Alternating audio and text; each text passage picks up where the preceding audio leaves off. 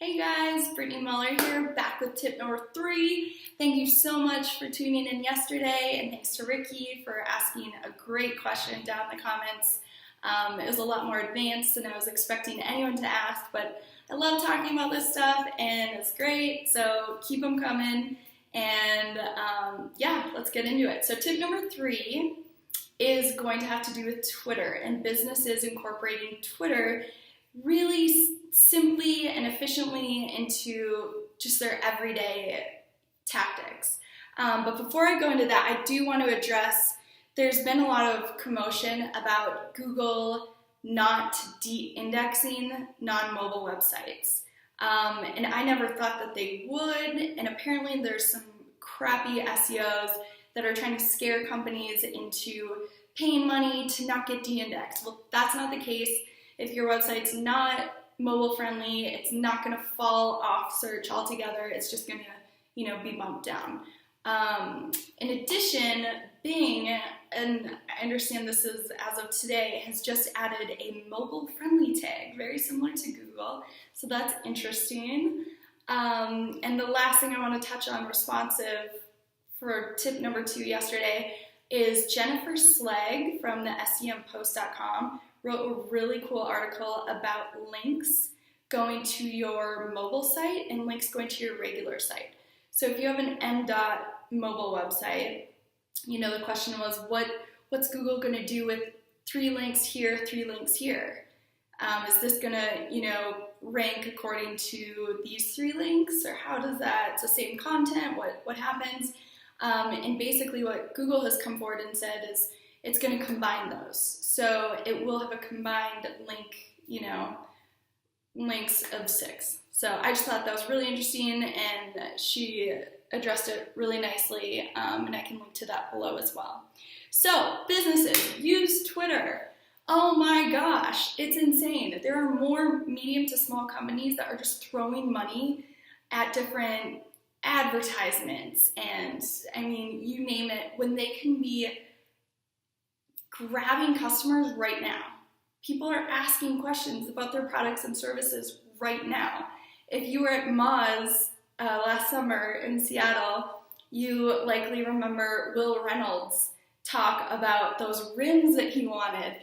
Will wanted to get a new set of rims, and he tweeted this company, I think a few different times, asking about what they had and blah, blah, blah. And he's willing to throw down all this money on rims, and he's trying to get their attention on Twitter. Doesn't hear anything back. And then he goes home and he sees their commercial pop up on TV, which, they have to be shelling out a lot of money for it. And I feel that pain. I feel that struggle. I see the same things happening with some of our clients, and we want them to be the expertise. And it's a great, fun platform to provide information and to just really help people. My biggest thing with Twitter and businesses is do not sell yourself.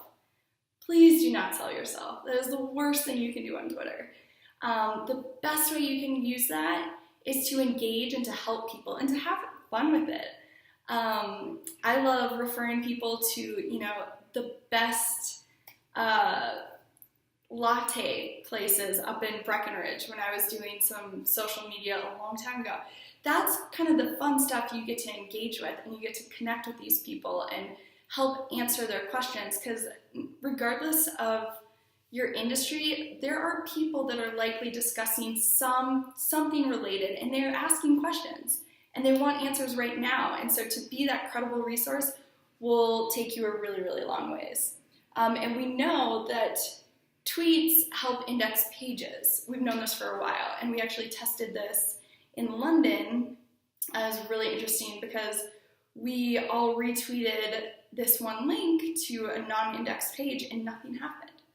And over here in the US, Twitter has been helping to get pages indexed for a while now. But now with this big Google-Twitter partnership, you're going to start to see a lot more of this stuff. So the new things that Google is going to take into consideration with these tweets is how many times a tweet is retweeted and by whom. So similar to, you know, a Klout score or domain authority, they're going to kind of keep an eye on what's happening regarding live, real-time tweets. They're also going to look at how many times a tweet is favorited, and again, by whom. And it might start to look a little bit like the knowledge graph as far as incorporating that into search. So around Q2, Q3, start to expect to see some of that. So if you can get on board now and start doing just some real basic, you know, tweet stuff, get a Tweetdeck up, throw in your location and some of your keywords, and just listen. Take 5-10 minutes in the morning and listen to what people are asking and provide credible, you know, expertise back to these people that need it. Another interesting effort, I saw Twitter just flipped a switch on their homepage. So, and they should have done this a while ago, right? So if you are not logged into Twitter, you can still see some of the action. So the homepage is going to start to show trending things, and check it out. It's pretty cool. Another interesting thing is Twitter is trying to move celebs off of Meerkat. Have you guys heard about this? You know, the whole thing with Periscope. And I guess they're encouraging them to move onto Periscope, or else they're going to start to lose access to Amplify. So check out some of that stuff too. But again, these are really easy grabs, and I think everyone should be having fun with it. And the last kind of Twitter tip is to just use images.